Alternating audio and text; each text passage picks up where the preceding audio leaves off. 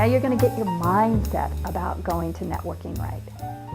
And this is what happens. You walk into the room, the little girl inside of you goes, oh God, I'm so scared. I don't want to talk to strangers, it's dangerous. Because what did your mom teach you? Don't talk to strangers, it's dangerous. You want to let that little girl go play. And the real, authentic, great businesswoman that's inside of you, let her out. So little girl, you go off and play jacks, you don't even get to come. You want to take the keys to your business away from her. She shouldn't be driving your business anyway. That's another thing we're going to go over in our February class, so watch for that announcement. Now, once you've gotten the little girl off playing and the adult you is there, you want to get your mindset straight. This is the best way to make relationships. Walk into the networking event and say, I'm here to have fun.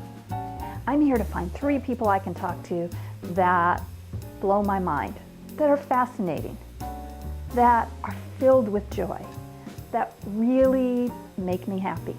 And my only goal is to be happy. My only goal is to enjoy myself, meeting other people. Okay, you're not going to enjoy yourself if you're sitting back by the snack table hiding from everybody. So I'm going to have fun networking. And that's the attitude to walk into the room with. What are you going to take with you? You're going to take your business cards, big stack of business cards. Take a little notebook and a pen, because sometimes people will not have business cards and you want to capture their information.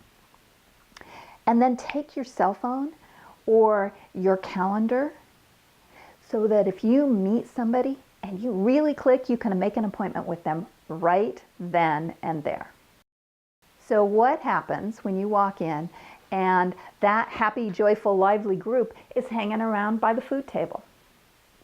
Or they're in the middle of the room. How do you approach a conversation? Well, first you want to look for an opening. Okay? So if it's a tight little huddled group and they're kind of talking quietly, you might want to bypass them for now. If there's a group that's open and expansive and you can quietly just kind of step in, they will naturally make room for you. At that point, compliment somebody on something. Hey, I love your shoes. Now, women love to have their shoes noticed. I love shoes. When I go into a networking event, I look at people's feet and I find the woman with the best shoes and I let her know she's got the best shoes in the room. And she loves me for it. You want to look at, do you love their jewelry, or are they wearing something interesting? Maybe it's something they've said that's really, really fascinating to you. And you say, hey, that's really interesting. Listen to what they're saying. Stop thinking about what your response is going to be. Stop thinking about offering them an invitation to find out about your business. This is not about you. This is all about them. And when you make the conversation about them, and when you get really, really curious, this is what happens. They think you are the most fascinating person in the room. They've done studies. It's fascinating. You become the most fascinating person in the room. Now you're there to network, and some networking groups have programs and they're going to want you to sit, so your time's going to be limited to meet people. You want to limit your conversation to maybe 3 minutes, 4 minutes with any one person. And then you want to get out of the conversation, step back and go find somebody else to talk to and connect with. So you've asked a lot of questions. Tell me about your business. Tell me about the clients you serve. That's really fascinating. Tell me more. And at the end of the conversation, you say, I've had a really awesome time talking to you.